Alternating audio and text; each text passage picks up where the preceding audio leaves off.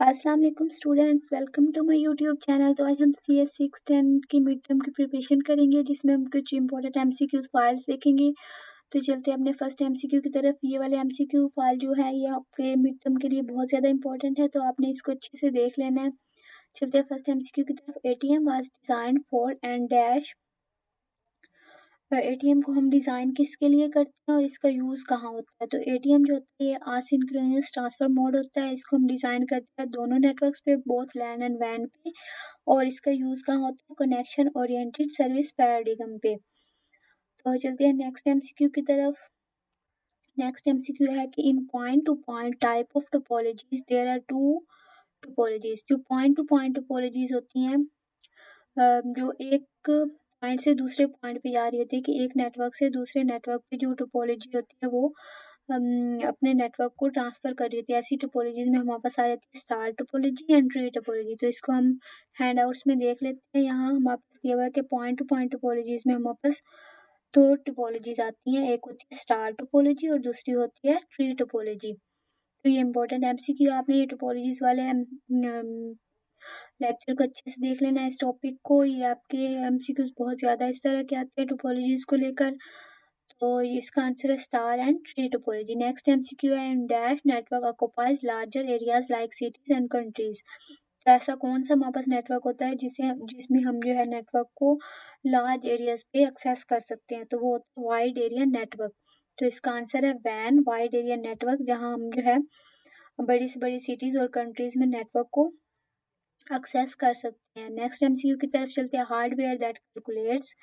ऐसा हार्डवेयर जो कैलकुलेट करता है सीआरसी को, क्या यूज करते हुए, टू सिंपल कंपोनेंट्स को। तो ये इनमें क्या है, इसका आंसर है shift register with XOR unit. जो शिफ्ट रजिस्टर होता है एक्सओआर यूनिट के साथ, वो क्या करता है, कैलकुलेट करता है सीआरसी को। आगे नेक्स्ट एमसीक्यू हमारे पास है, network uses a dash usually consist of a single cable to which computer attach. ऐसा नेटवर्क जो क्या करता है, एक सिंगल केबल को यूज करते हुए बहुत सारे कंप्यूटर्स को अटैच करवाता है। तो ये कौन सी टोपोलॉजी होती है, बस टोपोलॉजी। ये बस टोपोलॉजी की डेफिनेशन दी हुई है, जिसमें हमारे पास एक सिंगल केबल होती है, उसके साथ क्या होता है, अलग अलग से हमारे पास कंप्यूटर्स जो है वो कनेक्ट होते हैं। तो ऐसी टोपोलॉजीज को क्या, ऐसी टोपोलॉजी हमारे पास कौन सी होती है, बस टोपोलॉजी। चलते हैं नेक्स्ट एमसीक्यू की तरफ। A dash provides mechanism that a customer can use to set up physical address. ऐसा कौन सा मैकेनिज्म प्रोवाइड करता है कस्टमर को कि वो सेट कर सके फिजिकल एड्रेस के यूज को, कि फिजिकल एड्रेस के यूज को सेट कर सके। तो होता है कॉन्फ़िगरेबल एड्रेसिंग स्कीम। कॉन्फ़िगरेबल एड्रेसिंग स्कीम जो होती है वो ऐसा मैकेनिज्म प्रोवाइड करता है कि कस्टमर जो है फिजिकल एड्रेस को सेट कर सके। नेक्स्ट एमसीक्यू है, formally name dash informally known as thick wire Ethernet और थिक नेट। तो ये हमारे पास जो थिक वायर एथरनेट होती है ये होती है 10 बेस टी। तो इसको आपने अच्छे से याद कर लेना है। और हमारे पास जो थिन एथरनेट होती है वो होती है 10 बेस 2। इनके नेम आपने अच्छे से याद कर लेने हैं। नेक्स्ट एमसीक्यू हमारे पास है, permeable field in Ethernet frame consist of dash bits. जो प्री एम्बल फील्ड जो होती है इथरनेट फ्रेम में, वो कितने बिट्स पे कंसिस्ट करती है, वो होती है 32 बिट्स पे। इसको हम सर्च कर लेते हैं हैंड आउट से।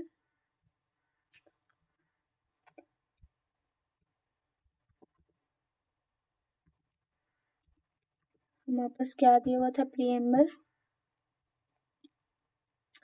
फील्ड इन इथरनेट फ्रेम।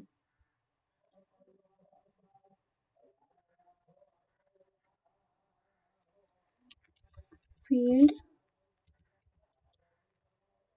इन इथरनेट फ्रेम, तो ये हमारे पास कितने बिट्स पे कंसिस्ट होती है, 32 बिट्स पे। तो ये हमारे पास एमसीक्यू दिया हुआ है कि इसमें प्रीएम्बल, यहाँ पे जो प्रीएम्बल इथरनेट है वो कितने बिट्स पे कंसिस्ट होती है, 32 बिट्स पे। तो ये इंपॉर्टेंट एमसीक्यू है कि प्रीएम्बल जो इथरनेट होती है वो कितने बिट्स पे कंसिस्ट होती है, 32 बिट्स पे। चलते हैं नेक्स्ट एमसीक्यू की तरफ। अ bridge function in the dash layers. जो ब्रिज होती है वो फंक्शंस परफॉर्म करती है कौन सी लेयर पे, फिजिकल लेयर पे। जो ब्रिज हमारे पास होती है वो अपने फंक्शंस कौन सी लेयर पे परफॉर्म करती है, फिजिकल लेयर पे। नेक्स्ट एमसीक्यू हमारे पास है, generally a bridge is used to perform dash. अमूमन जो ब्रिज होती है वो किस क्या क्या परफॉर्म करने के लिए यूज की जाती है, वो होती है filter and forward a frame. तो ब्रिज जो होती है वो क्या करती है, पहले तो फिल्टर करती है, देन फॉरवर्ड करती है फ्रेम को। तो ब्रिज वाला टॉपिक हम देख लेते हैं कि ब्रिज में हमारे पास कौन कौन से एमसीक्यूज दिए हुए हैं।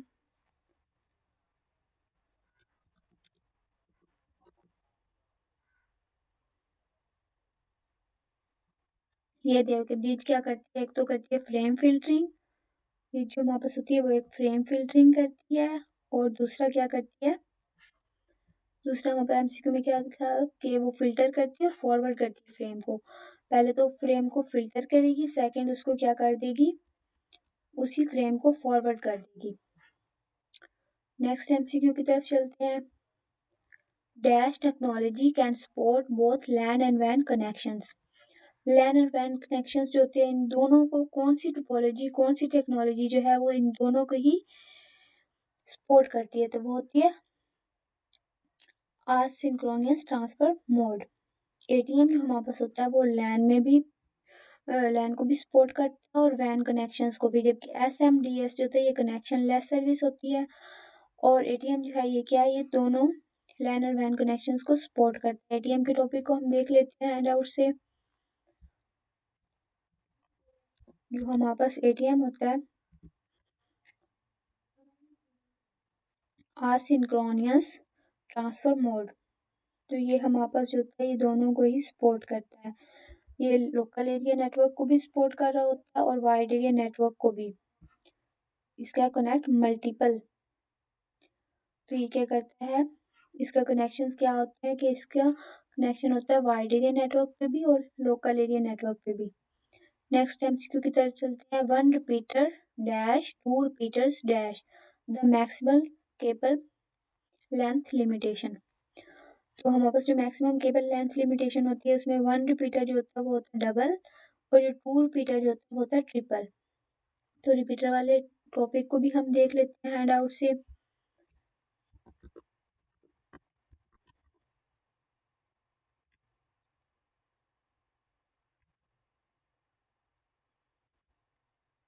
जो हमारे पास रिपीटर्स वाला टॉपिक है उसमें हम देख लेते हैं कि ये कहाँ, इसमें सिंगल जो होता है रिपीटर वो क्या करता है, और टू रिपीटर, वन रिपीटर जो होता है वो डबल करता है एंड टू रिपीटर्स ट्रिपल करते हैं मैक्सिमम केबल लेंथ लिमिटेशन को। जो हमारे पास केबल की लेंथ होती है उसकी लिमिटेशन को मैक्सिमम जो करता है वो टू रिपीटर जो होता है वो ट्रिपल कर देता है उसको, और जो वन रिपीटर जो होता है वो उसको डबल कर देता है। तो इसका आंसर क्या है कि one repeater double and two repeaters triple the maximum cable length limitation. Cable length की लिमिटेशन को मैक्सिमम करता है। नेक्स्ट एमसीक्यू हमारे पास है। Dash is used for compressed audio and video where the data rate is related to level of compression। तो ये हम VBR वेरिएबल बिटरेट सर्विस वाले टॉपिक की तरफ चलते हैं।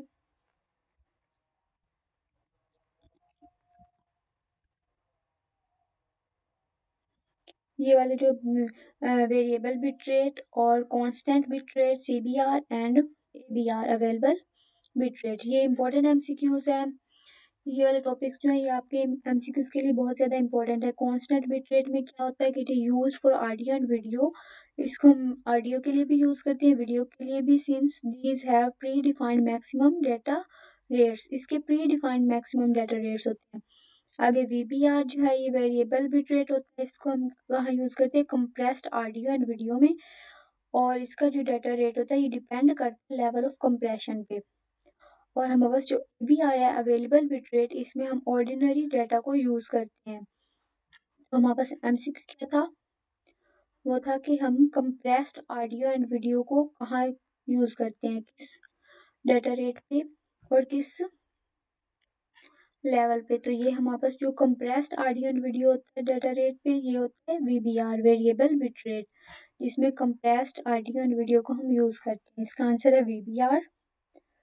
नेक्स्ट एमसीक्यू की तरफ चलते हैं। Dash use for ordinary data, कि हम किसको ऑर्डिनरी डाटा के लिए यूज करते हैं। ये अभी हम पढ़ के आए थे हैंड आउट से कि जो हमारे पास होता है अवेलेबल बिट रेट, इसको हम ऑर्डिनरी डाटा के लिए यूज करते हैं। ऑर्डिनरी डाटा किस में यूज होता है, ABR में, अवेलेबल बिट रेट में। तो इसका आंसर है available bit rate ABR service. इसमें हम ऑर्डिनरी डाटा को यूज़ करते हैं। नेक्स्ट एमसीक्यू की तरफ चलते हैं।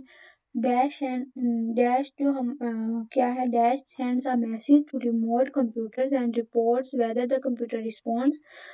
कि हमें इनमें से हमारे पास क्या है कि जो कंप्यूटर को क्या करता है, मैसेज सेंड करता है और फिर चेक करता है कि कंप्यूटर रिस्पॉन्ड करता है या नहीं करता।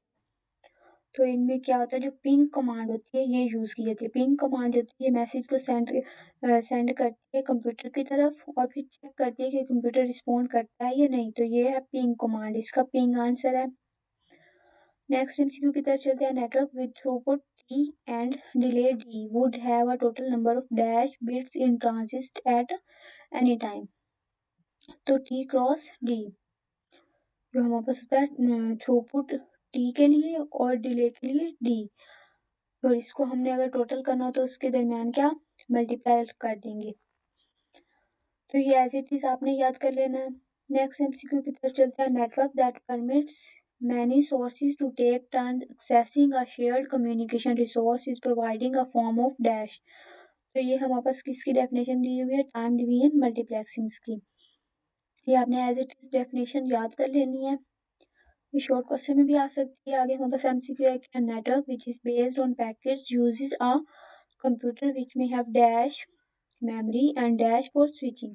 कैसा कौन सा नेटवर्क है जो किस पे, पैकेट्स पे बेस करता है, एक कंप्यूटर को यूज करते हुए, विच में हैव इनपुट मेमोरी, जिसकी मेमोरी जो होती है वो इनपुट होती है, और आउटपुट फॉर स्विचिंग, स्विचिंग के लिए वो आउटपुट को यूज करता है और मेमोरी के लिए इनपुट को। तो इसका आंसर है इनपुट आउटपुट। नेक्स्ट एमसीक्यू की तरफ चलते हैं। Direct point to point communication adding the nth computer requires dash new connections। तो हमारे पास जो nth कंप्यूटर होता है इसमें हम कौन सा फॉर्मूला यूज करते हैं, वो करते हैं n² minus n divided by 2। Direct point to point communication में जो n कंप्यूटर होता है उसको कितने कनेक्शन रिक्वायर होते हैं, उसके लिए हम जो फॉर्मूला यूज करते हैं वो होता है n² minus n divided by 2। तो इसको हम हैंड आउट से भी देख लेते हैं कि हमारे पास क्या दिया हुआ था।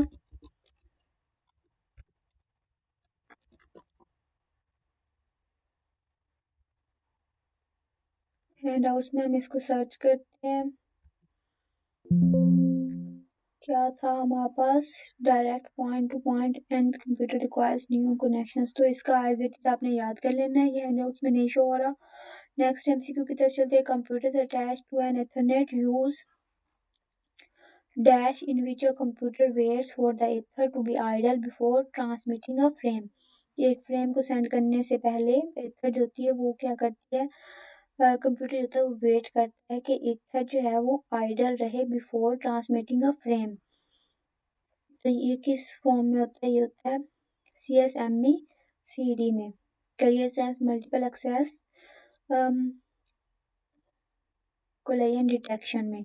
तो carrier sense multiple access collision detection जो होती है इसमें क्या होता है कि हमारे पास जो ईथर होती है वो पहले कंप्यूटर जो होता है वो वेट करता है कि ईथर जो है वो आइडल हो जाए before transmitting a frame, frame को सेंड करने से पहले।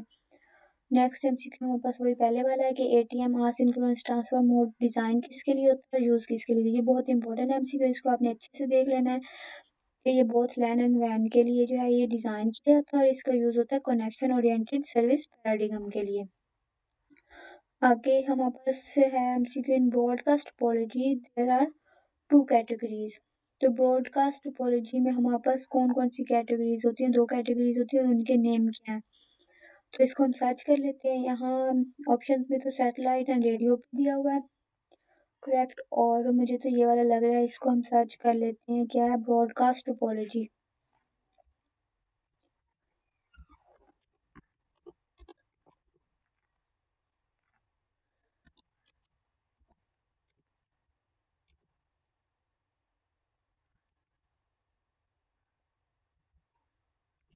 तो हमारे पास जो ब्रॉडकास्ट टोपोलॉजी होती है वो क्या होती है, हाँ तो ये इसको हम 2 कैटेगरीज में इसको हम डिवाइड करते हैं। एक होती है सैटेलाइट रेडियो एंड सेकंड होती है रिंग टोपोलॉजी।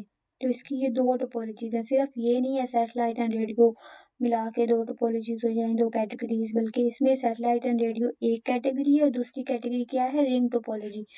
तो इसका आंसर ये बोथ वाला होगा, सैटेलाइट, रेडियो एंड रिंग। तो ये फर्स्ट वाला जो है ये इसका आंसर है।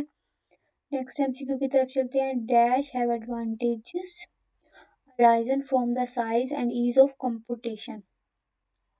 तो ये चेकसम्स की डेफिनेशन थी। चेकसम्स जो होते हैं इसके एडवांटेजेस अराइज होते हैं साइज से और ये ईज होता है कंप्यूटेशन का। नेक्स्ट एमसीक्यू की तरफ चलते हैं। When an application dash data it makes a copy of data available to all other computers on the network। कि ऐसी कौन सी एप्लीकेशन है जो डाटा को क्या करती है, कॉपी करने से पहले। व्हेन एन एप्लीकेशन जब हमारे पास जो एप्लीकेशन होती है मल्टी कास्टिंग करती है तो वो क्या करती है, पहले उसकी कॉपी करती है डाटा की इन बाकी अदर कंप्यूटर्स नेटवर्क्स में। तो ये होती है मल्टीकास्टिंग में। मल्टीकास्टिंग एक ऐसी एप्लीकेशन है यहाँ जो है क्या करती है, ये पहले डाटा की कॉपी कर लेती है। Next MCQ basic LAN technology such as Ethernet, token ring and FDDI use a dash. तो हमारे पास जो लोकल एरिया नेटवर्क टोपोलॉजीज होती हैं जिनमें Ethernet, token ring and FDD क्या यूज करती है, कनेक्शन लेस सर्विस पैराडिग्म। ये जो हमारे पास ये तीनों टेक्नोलॉजीज जो हैं लोकल एरिया नेटवर्क में यूज होती हैं, ये कनेक्शन लेस सर्विस पैराडिग्म के लिए इस्तेमाल होती हैं। तो इसमें कौन सा कनेक्शन होता है, कनेक्शन लेस।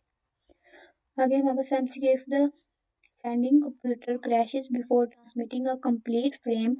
अगर हमारे पास जो कंप्यूटर है जो सेंड कर रहा है, जो ट्रांसफर कर रहा है एक जो सेंड कर रहा है अपने डेटा को, वो क्रैश हो जाता है before transmitting a complete frame.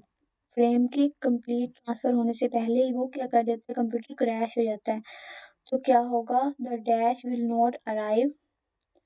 तो हमारे पास जो होता है एंड ऑफ द टेल जो होती है वो अराइव नहीं होती and the receiver will know that the frame is dash, कि फ्रेम जो है वो क्या है, इनकम्प्लीट है। कि एंड ऑफ द टेल जो है वो क्या होती है, अराइव नहीं होती जब हमारे पास कंप्यूटर जो होता है ट्रांसफर करने लगता है डाटा को और वो उसका डाटा जो कंप्यूटर जो है वो क्रैश कर जाता है। तो वो क्या होता है कि एंड ऑफ द टेल जो होती है वो अराइव नहीं होती और रिसीवर को will know that the frame is incomplete, के रिसीवर को पता चल जाता है कि फ्रेम जो है वो इनकम्प्लीट है। चलते हैं नेक्स्ट एमसीक्यू की तरफ। Dash was especially most concerned about the lack of highly powered computers। तो ये हमारे पास आरपा की डेफिनेशन है कि आरपा जो होता है स्पेशली किसके लिए यूज होता है, lack of highly powered computers के लिए। ऐसे कंप्यूटर्स जिनमें कमी होती है किसकी, हाई पावर की। तो वहाँ हम आरपा का यूज करते हैं। Frame type field of the header consist of dash bits. जो फ्रेम टाइप फील्ड्स होते हैं हेडर के वो कितने बिट्स पे कंसिस्ट होते हैं, तो वो होते हैं 16 बिट्स पे। तो इसका आंसर है 16 बिट्स। नेक्स्ट एमसीक्यू हमारे पास है कि virtual circuit connection identifier occupies dash bits. ये इंपॉर्टेंट एमसीक्यू है कि वीसीआई जो होता है हमारे पास होता है और वीपीआई। वीसीआई में हमारे पास कितनी बिट्स होती हैं और वर्चुअल पाथ आइडेंटिफायर में कितनी बिट्स होती हैं। तो वर्चुअल सर्किट आइडेंटिफायर जो होता है इसके पास 16 बिट्स होती हैं, जबकि हमारे पास वर्चुअल पाथ आइडेंटिफायर होता है उसमें कितनी होती है, 8 बिट्स। ये इंपॉर्टेंट एमसीक्यू है। तो स्टूडेंट्स की एमसीक्यू सिर्फ इतने ही थे। अगर आपको वीडियो ज़रा सी अच्छी लगी है तो चैनल को सब्सक्राइब कर दे, वीडियो को लाइक एंड शेयर कर दे। Thank you so much. अल्लाह हाफिज़।